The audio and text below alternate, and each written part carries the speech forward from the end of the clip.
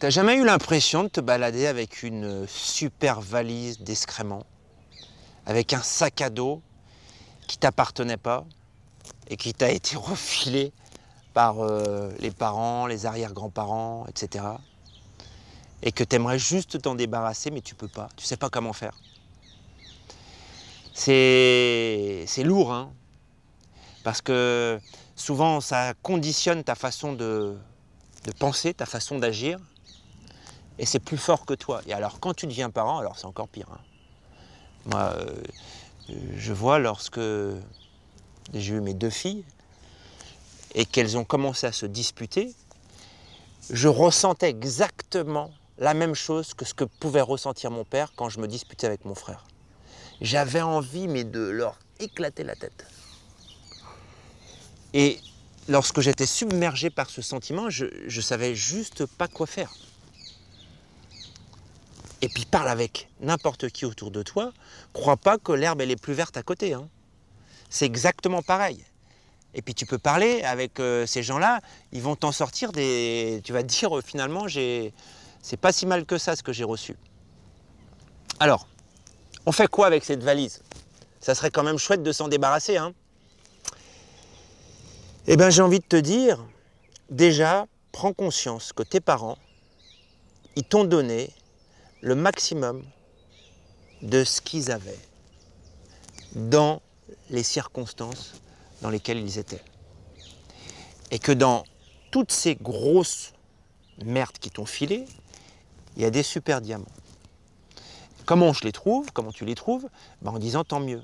Ce que tu n'aimes pas, tu dis tant mieux et tu vas chercher dans ce tant mieux qu'est-ce qu'il y avait et encore plus, en quoi ce que tu considères comme quelque chose de lourd, ça t'a aidé à te construire en réaction.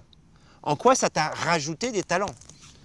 Moi, je sais que, par exemple, par rapport à une certaine rigidité d'éducation de ma mère, j'ai développé un esprit cadré, une faculté de pouvoir organiser les choses pour me protéger, pour ne pas montrer ma sensibilité. Quelqu'un d'organisé. Ça, c'est un talent que je n'avais pas à la naissance. Donc, merci pour ça. Bien sûr, quand ça arrive, c'est des souffrances, mais c'est comme une huître qui a un grain de sable. De ce grain de sable, elle construit une merveilleuse perle. La deuxième chose, c'est arrête de te plaindre. Arrête de faire ta victime. Ok, t'as reçu ça. Stop. Si tu fais ta victime, ça veut dire que tu ne peux rien changer. Prends ta responsabilité aujourd'hui de ce qui t'arrive. Oui, tu as reçu ça. Maintenant, t'en fais quoi? Comment tu transformes? Ces valises, est-ce que tu as vraiment envie de t'en débarrasser? Ou alors est-ce que c'est un prétexte pour te plaindre? Pour qu'on te plaigne? Pour dire et pour ne rien faire? Pose-toi cette question. Et puis, pour t'en débarrasser, moi je te propose 3 points. La première, pardonne. Pardonne à tes parents. Pardonne-toi toi-même. Ça ne va pas régler ces sacs et ces valises, mais tous, quand tu les auras enlevés, tout le ressentiment, toute la nocivité, déjà tu l'enlèves. C'est un chemin. La deuxième chose, c'est que les actions que tu as, les comportements que tu as et qui viennent, qui ne t'appartiennent pas, c'est pas en essayant de les changer que ça va marcher. C'est en allant chercher derrière. Qu'est-ce qui, derrière les comportements que tu as, qui ne t'appartiennent pas ou que tu crois ne pas t'appartenir, il y a quelle croyance? Et c'est ces croyances qu'il faut changer. En effectuant un changement de croyance, en remplaçant certaines croyances par d'autres. Par exemple, si moi je m'énerve contre mes filles qui se disputent, ça veut dire qu'il y a une croyance derrière. La croyance, c'est que des enfants doivent s'entendre. C'est pas bien de se disputer. Si je change cette croyance, je vais être beaucoup plus bienveillant, beaucoup plus tolérant, et puis ça va se régler plus facilement. Parce que ça ne va pas générer de la tension chez moi. Changement de croyance. La troisième chose, découvre quelles sont tes valeurs. Et réponds à tes valeurs. C'est ton système. Qu'est-ce qui est important pour toi dans la vie? En acceptant que, à partir du moment où tu vas à la rencontre de tes valeurs, il faut accepter que ça va peut-être générer des distorsions quand tu vas chez toi. Ça va peut-être t'éloigner de ta famille parce que souvent dans les clans familiaux, il y a des valeurs communes.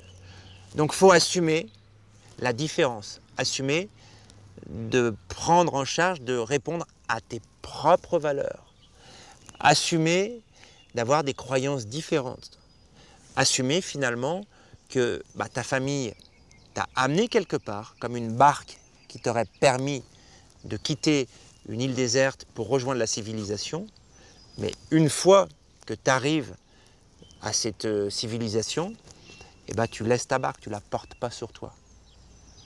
Ton passé, ce sont tes racines. C'est ça qui t'a permis de te construire. C'est ça qui t'a permis d'arriver là où tu en es aujourd'hui.